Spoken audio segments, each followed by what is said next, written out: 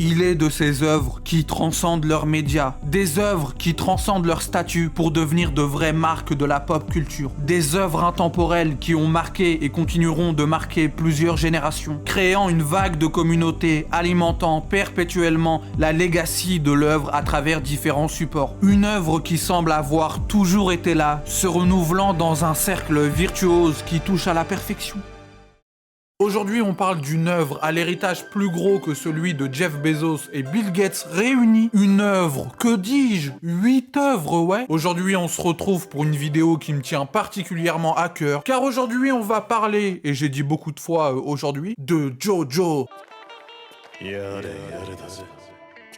Alors concernant le synopsis, tu comprendras qu'il y a 8 parties, donc 8 synopsis différents. Et même si en soi, j'ai rien d'autre à faire parce que j'ai pas de vie, je vais pas le faire quand même, non. Là, c'est pas une question de flemme, c'est une question de bon sens en fait. Wikipédia est ton ami, ton seul ami peut-être aussi. C'était gratuit. Abonne-toi et like cette vidéo et rejoins le Discord. On est tous sympas comme ça. Aujourd'hui, je suis là pour te donner 5 bonnes raisons de commencer Jojo. Pourquoi tu dois, en tant que weeb d'élite, découvrir Jojo's Bizarre Adventure. Jojo, nanana, Jojo. Première raison de commencer Jojo, la diversité des genres. Oui, car vous n'êtes pas sans savoir qu'il n'y a pas un Jojo, il y a des Jojo. Plein de Jojo partout. Jojo n'est pas une œuvre. C'est 8 œuvres, 8 parties, 8 histoires presque indépendantes, 8 genres. Dans Jojo, on passe d'un récit vampirique dans l'Angleterre victorienne, à un récit d'exploration antique à la Indiana Jones, à un récit d'aventure de voyage à base d'amitié viril, à un thriller en poursuite d'un tueur en série, à un récit mafieux style film noir en pleine Italie, à une histoire carcérale, à une course hippique dans l'Amérique western du 19e siècle, à un thriller mi-SF, mi-fantastique. Bref, ai-je besoin d'en rajouter? On passe par tous les genres, toutes les histoires, toutes les péripéties. À chaque partie de Jojo, une nouvelle histoire et des personnages différents. Jojo, c'est des parties tellement séparées et spécifiques qu'il est même possible de se faire Jojo dans le désordre en commençant par les parties que tu veux. Parce que Jojo, c'est limite 8 mangas différents avec certains fils conducteurs qui les relient. Après, perso, je suis pas du tout partisan du délire de faire Jojo dans le désordre. Hein. Non. Vraiment, pour moi, ceux qui font Jojo dans le désordre, c'est top 3 des gens les plus détestables de cette foutue planète bleue. Avec les joueurs de Timo et ceux qui crient Eren Yeager au cinéma, là. Non, vraiment, là, l'humanité doit disparaître. Vraiment, voilà, loin de moi l'idée de jouer le Dark Sasuke, mais là, faut vraiment qu'une météorite nous fracasse la gueule. On a trop vécu. Ça fait des millénaires qu'on est là. On casse les couilles à tout le monde. Regardez l'état du monde, bordel. Toujours les mêmes histoires, toujours les mêmes erreurs. Eren avait raison, tout ce que j'ai à dire. Bon, on parlait Jojo à la base, ouais, je suis un peu parti loin là, vite fait. Je veux dire en soi, concrètement, tu pourrais faire Jojo dans le désordre, oui. Tu comprendrais les histoires, les enjeux, tout ça, ok. Mais je pense que pour apprécier l'œuvre à 100%, l'apprécier dans ses moindres détails, il faut la faire dans l'ordre. Je suis désolé. Respectez 30 ans d'écriture, 30 ans d'histoire, 30 ans d'évolution, bordel de merde.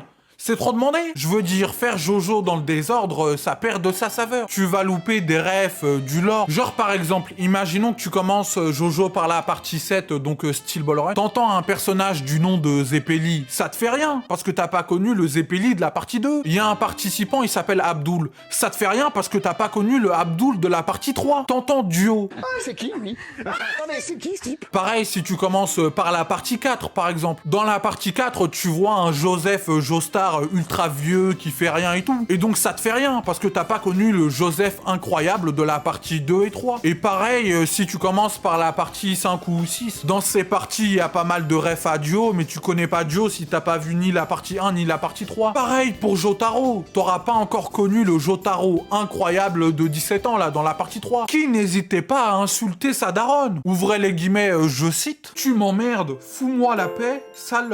Bref, t'as compris quoi. Incroyable, non? Pour vendre un manga. Là, même Pascal le grand frère, il peut rien y faire. Hein. Non, c'est mort. Hein. Tu dors de quoi? Tu dors de quoi toute l'œuvre? T'as compris ou pas? Parce que tu peux pas te lever. Bref, donc tout ça, c'est pas des infos forcément essentielles pour comprendre l'histoire, ok, mais pour moi, ça compte. Faites Jojo dans l'ordre, respectez plus de 30 ans d'histoire, bordel. Et je sais que même Araki dit qu'on peut faire Jojo dans le désordre, mais bon, Araki veut vendre, normal. Et puis bon, l'œuvre n'appartient plus à Araki, elle appartient à la communauté, le FC Jojo. Formez les troupes, pardon. Jojo, nanana, Jojo.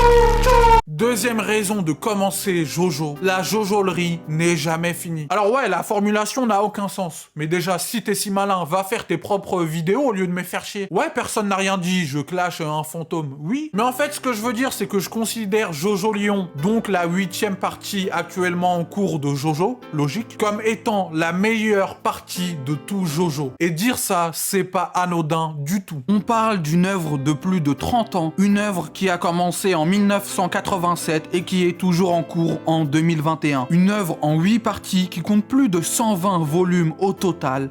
Et malgré tout, c'est la partie actuellement en cours, donc la 8e partie qui a débuté en 2011, que je préfère. Et qui est aussi souvent la partie la plus saluée par les critiques avec la partie 7. Est-ce que vous comprenez le bordel? Je suis ébobie, bouche bée, sidéré, choqué, abasourdi, éberlué, épaté, stupéfait, ahuri, médusé. Non, parce qu'on pourrait très bien penser que Jojo c'est une œuvre culte, certes, mais qui a connu son prime grâce aux anciennes parties, ou à l'adaptation animée de ces anciennes parties, justement. Mais que maintenant, c'est juste Araki qui veut pas prendre sa retraite, qui veut pas lâcher le morceau alors qu'il a plus rien à dire. Qu'il a déjà tout fait et tout dit, et que ça devient redondant et sans intérêt. Un peu comme Toru Fujisawa qui continue à sortir des spin-offs autour de GTO 30 ans après. Eh, le vieux là, lâche le steak. Ça y est, t'as fait ton temps, t'as cartonné, tout.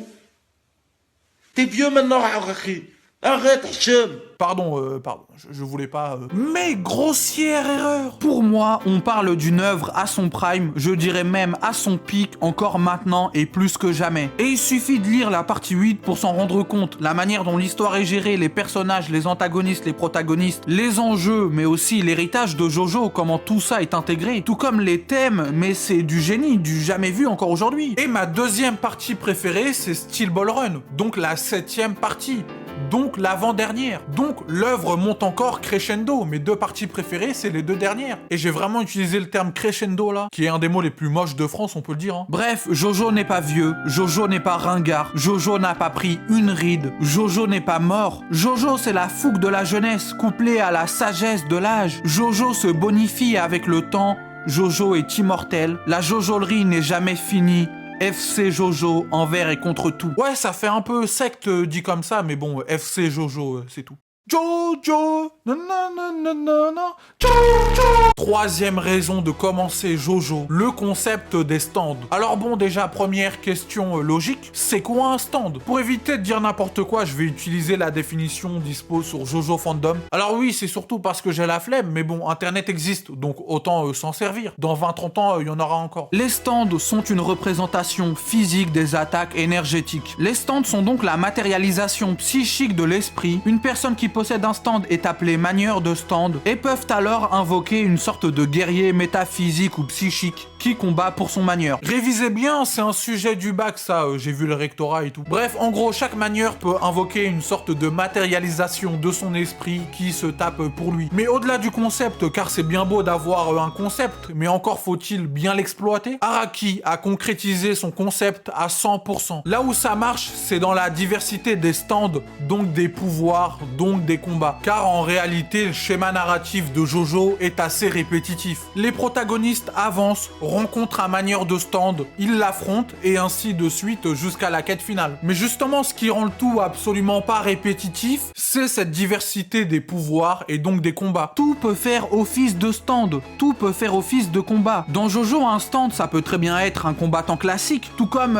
une voiture, un manga, oui, un soleil, un poisson, un insecte, un bateau, oui. Bref, on va éviter de tout spoil, oui. Et donc forcément, avec des pouvoirs aussi diversifiés, diversifiés et complexes, des manières de stand au pouvoir tous plus puissants, complexes, parfois loufoques et absurdes les uns que les autres, bah ça permet des combats difficiles, remplis de stratégies, d'analyse et de retournement de situation. Les combats, c'est pas que de la baston à base de puissance ou de boules d'énergie dans la gueule, non. Les combats dans JoJo, ça peut très bien être une partie de jeu vidéo, oui, une partie de jeu de cartes, un pari, une course de voiture. Et j'en passe, c'est des meilleurs, on va éviter de tout spoil encore une fois. Jojo, nanana, Jojo. Quatrième raison de commencer Jojo, comprendre les Jojo références. Ouais, c'est important, ouais, je suis désolé. Les mêmes ont une place importante dans la culture web, ouais. Et Jojo est l'un des plus gros fournisseurs de mèmes certifiés web. Une fois Jojo maté, tu pourras dire is that Jojo reference? J'ai la ref, je dirais même plus. Jean-Pierre, j'ai la ref. Sinon, hors troll, globalement, quand je te parle de comprendre les Jojo références, c'est plus pour parler de l'héritage Jojo. Jojo, c'est pour moi la ref absolue en termes de manga. J'ai deux théories sur Jojo. La première, c'est qu'en discutant 5 minutes avec n'importe quel être humain, tu peux savoir s'il a déjà lu Jojo ou si c'est un moldu. Genre, c'est vraiment facile de différencier les fans de Jojo des moldus. Hein. Car les fans de Jojo ont la pupille qui brille de mille feux. Ils ont un regard enflammé, passionné, comparé au regard tellement vide et fade des moldus. Tellement fade. Et la deuxième, c'est que tu peux analyser n'importe quel autre manga à partir de Jojo. Genre, c'est la ref absolue pour moi. Tout part de Jojo. Genre, tu peux puiser dans Jojo, l'utiliser comme valeur étalon pour comparer n'importe quel autre manga. Bon, peut-être pas un hentai, ok. Encore une fois, Jojo, c'est un héritage plus grand que celui de Jeff Bezos, Bill Gates et Elon Musk réunis. Il a nourri et inspiré trop de mangas et de créateurs. Beaucoup trop de concepts et de préceptes inspirants. Jojo, c'est l'origine du monde, le Big Bang. Oui, j'en fais trop, je sais, mais depuis le début de la vidéo, en fait, hein, oui. Tous les moyens sont bons pour la propagande Jojo. Jojo, nanana, Jojo. Cinquième et dernière raison de commencer Jojo's Bizarre Adventure, même si en vrai il y en a des milliards mais des milliards, Jojo c'est de l'art avant tout. Avant d'être une bande dessinée, un produit de consommation, de divertissement, Jojo c'est de l'art avec un grand A. Je pense que c'est très important de découvrir Jojo en tant que spectateur fan de manga, oui, mais ça l'est encore plus si vous êtes vous-même créateur ou artiste. Et encore plus si vous voulez devenir mangaka. Alors là c'est obligatoire. T'as pas le permis, tu conduis pas, tu lis pas Jojo, tu fais pas de manga. Laisse-nous tranquille avec ton manga de merde. Je dis mangaka, mais pour moi ça s'applique aussi aux stylistes, créateurs de mode, graphistes, réalisateurs, écrivains, peintres, bref, artistes avec un grand A. Perso, en tant qu'étudiant en art contemporain et aspirant mangaka, je sais qu'il y a eu un avant et après Jojo. Et ce, même dans mes créations en dehors du manga, hein, même dans mes peintures, sculptures ou projets. Même dans mon montage, ça se trouve, peut-être, hein, je sais pas, hein, peut-être. Mais pour moi, Jojo, c'est un manga qui libère